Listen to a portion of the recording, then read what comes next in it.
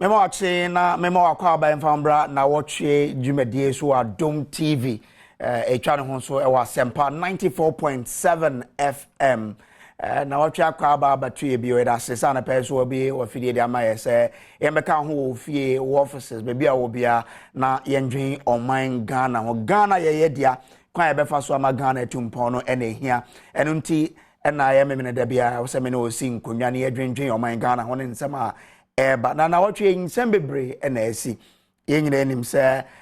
yenkoda omotna mo dru JHS3 Nnawotwi mu no mo kiro mo BC over 600,000 people and etnaye ekiro BC eko ye yente asem bia asi nkofofo obi na ye kiro mo nse na omo indulge in examination malpractice and on crowd teachers to be a more central GD omo ama police da finance ministry ho abansem papa shall fi omo over 60 billion losses be a mu na enomu na minority editor say omo right of kabia na ban eduomo 32 billion cedis under the domestic debt exchange program no na parliament minority ne ka say Nyadia sector minister edeba mrashe bedwemu ansa ombedisa adwuma no minority no threaten say nam sa anti say Bank of Ghana central bank penino governor Dr. Addison ene penny for so omo resign a omo ankasa beba na omo aba before so omo say omo mfi office ho fi say Nyadia omo adwuma no eso ani na IMF so mu Akoshin Bank of Ghana say sika na omulusu ye no so omuhwe na omusisi omanamo ye na sansam no ansa ensibium ensam no doso na watwe mu so beto dwasa Bank of Ghana almost spending $250 million see a new head office wo Ridge yakoho ye de no nsumfo ni be kire omo se omo old office na nyade a se asase wo so bi ba ebetumi agina no enti no omusi new office almost spending $250 million eno no yebodomo esuko na ma mesisi abenada pansem so de ase entwada se na watwe mu so beto dwa se o asem ne mpo no eba edikan ba ye no eko juvenile court court unim se abaya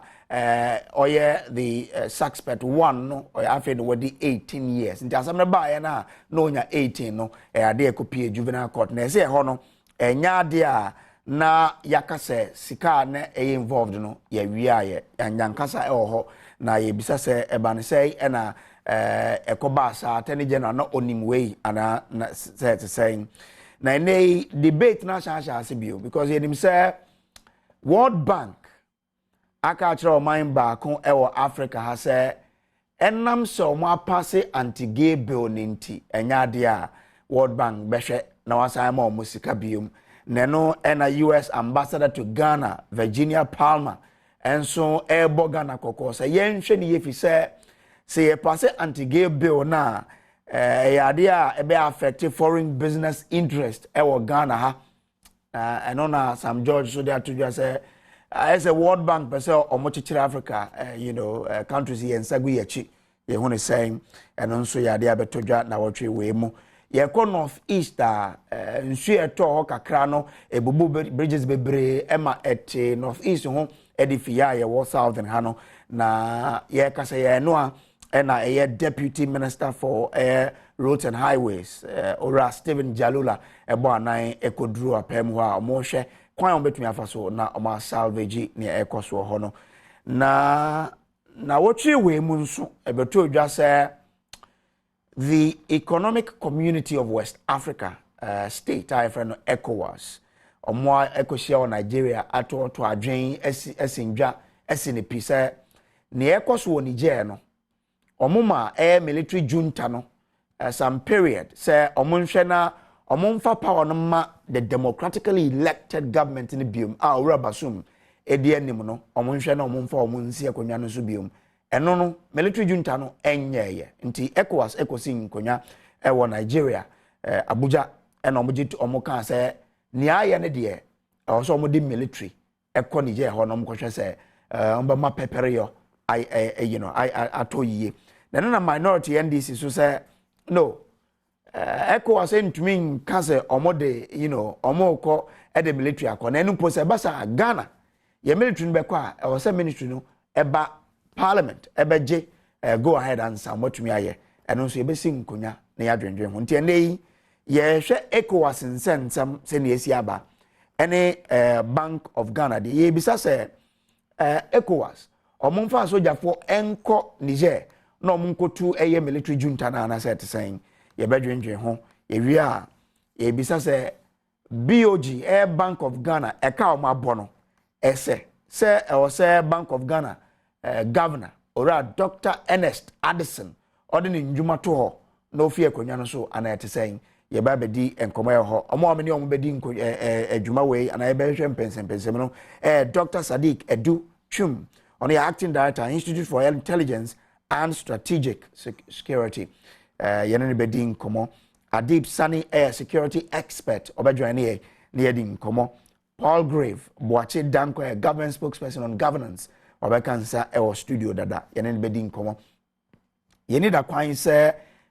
Ora Eric J deputy communications officer for Bono region oba kansa na yene no edin komo dwumedi ayedi onim se da bia da no wadwenkyere yade yeni da kwan pa yeni je ho fi se yene na di dwumen enti okọ social media na wahwehwe Adom TV mbacho dwumedi etwa no ho ewo ho gya wadwenkyere na wase na mmommo asem no ente se hote a behwe ebefa na yakan mo bia so ohwe ye na otie ye nso ewo asempa no etumi atene ya wo nso wodwen efa nsama yedi nkomo ho ye from Samuel Kojo Brace. I'm just a voice me gine mo ma team akuku dam edi anim na omo bodwume ho omo boaboa no se ye mfa mreo ye twa ye ho tew na ye ba nsam no ye bebie bia ni mako na yetumi adwenwen ho ne ye ntena ye ba yisia